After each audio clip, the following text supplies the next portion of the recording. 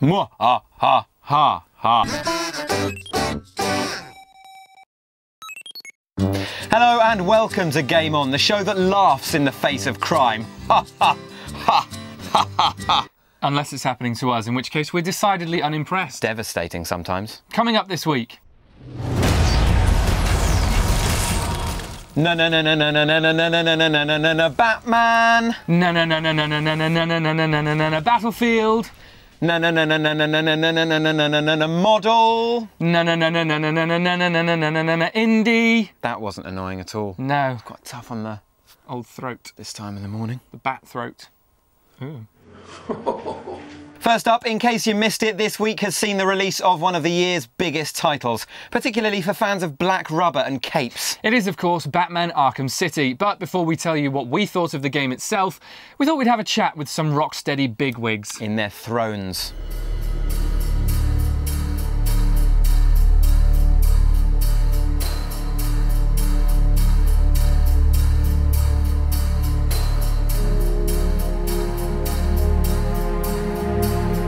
So Batman Arkham City is finally here. Gotham Town Hall behind us, kind of, somewhere in Covent Garden. Dan, you look freezing. It's really cold. Can we go inside and play the game? Yes, yes, let's do it.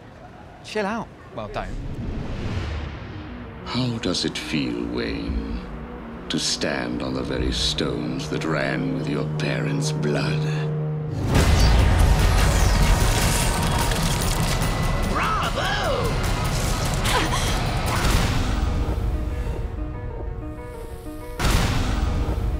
My name is Sefton Hill and I'm game director at Rocksteady Studios on Batman Arkham City. I'm Dak Skin, I'm the marketing manager at Rocksteady Studios, based here in North London. We are the future of Arkham! We are the future of Gotham!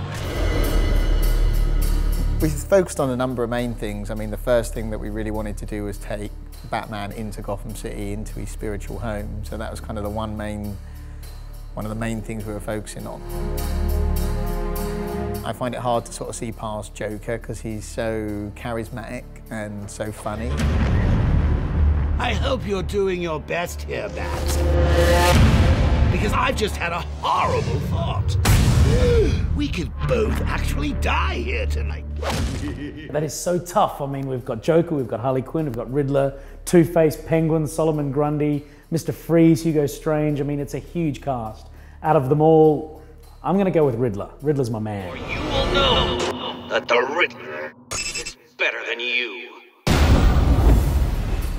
Favourite new gadget? I think there's a couple. We have the Disruptor, which is really cool, which is a gadget you can use to jam weapons. Also the Freeze Blast, I really like. It's great fun just to throw that at people in the middle of combat, freeze them in place. Oh, that's so. I'm going to go for the REC, REC, the Remote Electric Charge. It's kind of like a projectile taser.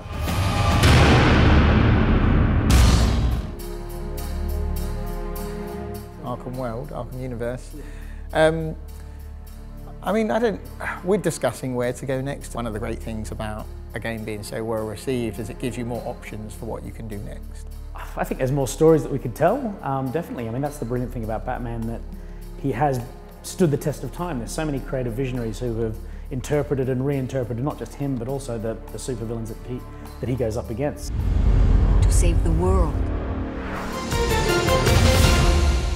3, 2, 1, go. Batman Arkham City sends you soaring over the walls and into this sprawling urban super prison that is 5 times bigger than anything we as a developer have made before. It's a huge game world pitting Batman against these incredible supervillains such as the Joker, Harley Quinn, Riddler, Two-Face, Catwoman, Solomon Grundy, Penguin. It goes on and on and on. You have got to deliver justice in the only way that Batman knows how. With the fist, with the elbow, with the boot, straight to the face. Batman Arkham City in stores now. It is going to blow your mind apart. Check it, double deck it.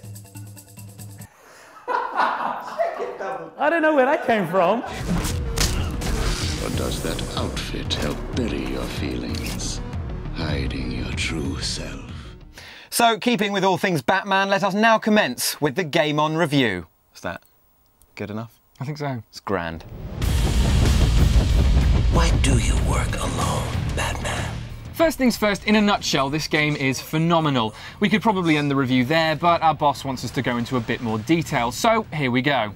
Arkham City's predecessor, Arkham Asylum, arguably took people by surprise, ending the curse of dodgy Batman video games and creating something worthy of a Guinness World Record and a BAFTA. In Arkham City, though, Rocksteady haven't just rested on their laurels with this formula. They've evolved it.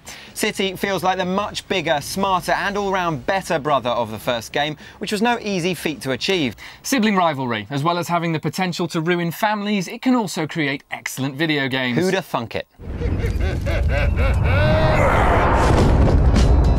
What makes Arkham City such an improvement is down to several things we're calling the pros. Original there. Yeah. Of course, once again taking control of the Dark Knight, you're cast into Arkham City, a fenced-off slum of Gotham, where supercriminals are allowed to run free by the omnipresent psychiatrist Dr. Hugo Strange. So Batman's role is to investigate what's really going on in Arkham City and try and find out Strange's ulterior motives for caging up the most villainous batch of subhumans since that bunch of music label execs decided to release Justin Bieber into the world. The size of this task, matched with the size of the city itself, makes for a game of what seem like endless possibilities. You're free to explore rather than being slightly chained to the plotline.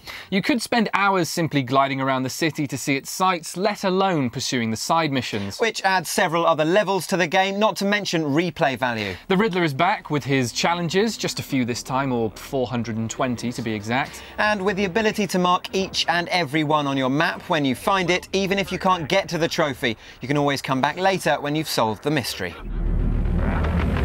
Riddle me this.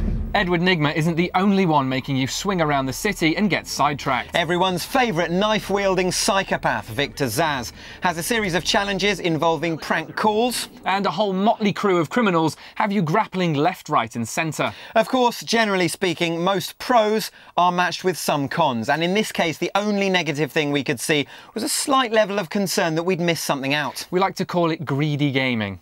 It's copyrighted. Are you gonna be a good boy and give up nicely?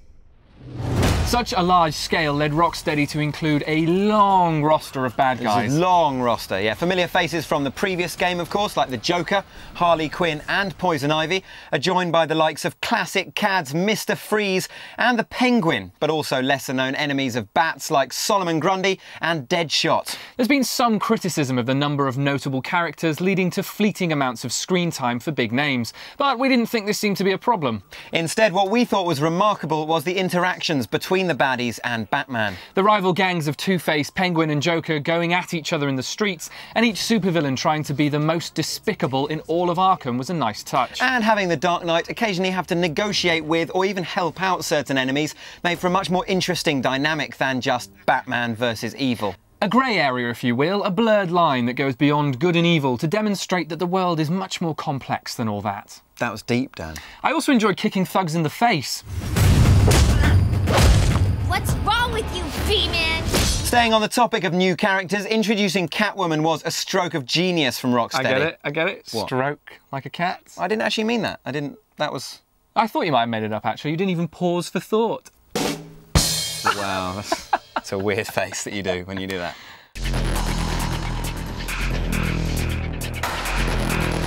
Playing as Selina Kyle isn't just like a female Batman. She has different skills, interesting missions, and she's the paciest super thief ever in a fight.